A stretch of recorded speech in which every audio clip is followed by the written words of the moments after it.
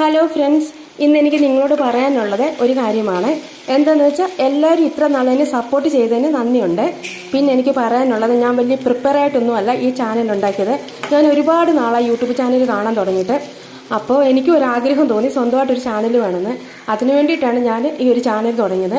ഇതിനായിട്ട് വലിയ കാര്യങ്ങളൊന്നുമില്ല. ഞാൻ എൻ്റെ വീട്ടിലുണ്ടാക്കുന്ന ഫുഡുകളും പിന്നെ എൻ്റെ പച്ചക്കറി തോട്ടങ്ങളും പിന്നെ തയ്യലും നിത്യജീവിതത്തിൽ ഓരോ കാര്യങ്ങളും ഒക്കെയാണ് ഞാൻ കണ്ടൻറ്റായിട്ട് ഇടുന്നത്. അല്ലാതെ വലിയ കണ്ടൻറ്റുകളൊന്നും എനിക്കറിയത്തില്ല. എനിക്കറിയാവുന്ന രീതിയിലുള്ള കാര്യങ്ങളാണ് ചെയ്യുന്നത്. പിന്നെ നിങ്ങൾ എൻ്റെ വീഡിയോ ഒന്ന് ഫുള്ള് വാച്ച് ചെയ്യണം.